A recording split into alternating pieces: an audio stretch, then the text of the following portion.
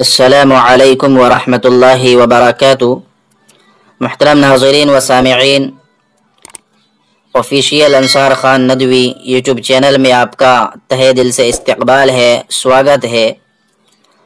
آج میں آپ حضرات کی خدمت میں کوئی چیز پڑھی پانے کا بیان اس سلسلے میں وضاحت کروں گا، بغور سماعت فرمائیں۔ مسئلہ نمبر 1، کہیں راستے میں گلی میں یا بغل میں کوئی مہمانداری ہوئی تھی یا وعظ کہلوایا تھا، سب کے جانے کے بعد کچھ ملا یا اور کہیں کوئی چیز پڑی پائی تو اس کو خود لے لینا درست نہیں، حرام ہے۔ اگر اٹھائے تو اس نیت سے اٹھائے کہ اس کے مالک کو تلاش کر کے دے دوں گا۔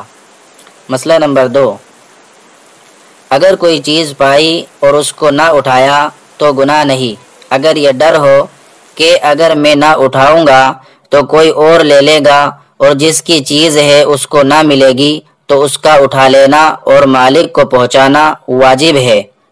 مسئلہ نمبر 3، جب کسی نے پڑی ہوئی چیز اٹھا لی تو اب مالک کا تلاش کرنا اور تلاش کر کے دے دینا اس کے ذمے ہو گیا۔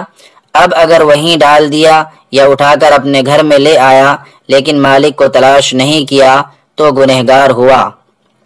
مسئلہ نمبر 4، بہت تلاش کرنے اور مشہور کرنے کے بعد جب بالکل مایوسی ہو جائے کہ اب اس کا کوئی والی وارث نہ ملے گا تو اس چیز کو خیرات کر دے، اپنے پاس نہ رکھے، البتہ اگر وہ خود ہی محتاج ہو تو خود ہی رکھ لے، اپنے کام میں لائے۔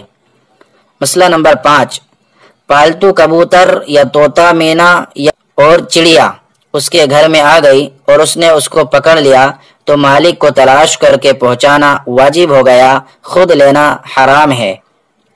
مسئلہ نمبر 6، باغ میں آم امرود پڑے ہیں تو ان کو بلا اجازت اٹھانا اور کھانا حرام ہے۔ مسئلہ نمبر 7، کسی مکان یا جنگل میں کوئی خزانہ یا گڑا ہوا مال نکل آیا تو اس کا بھی وہی حکم ہے جو پڑی ہوئی چیز کا حکم ہے، خود لے لینا جائز نہیں، تلاش و کوشش کے بعد اگر پتہ نہ چلے تو خیرات کر دے اور غریب ہو تو خود بھی لے سکتا ہے۔ ماخوذ از دین کی باتیں، صفحہ نمبر 288۔ اللہ تعالی ہم سب کو عمل کی توفیق عطا فرمائے، آمین یا رب العالمین۔ السلام علیکم ورحمۃ اللہ وبرکاتہ۔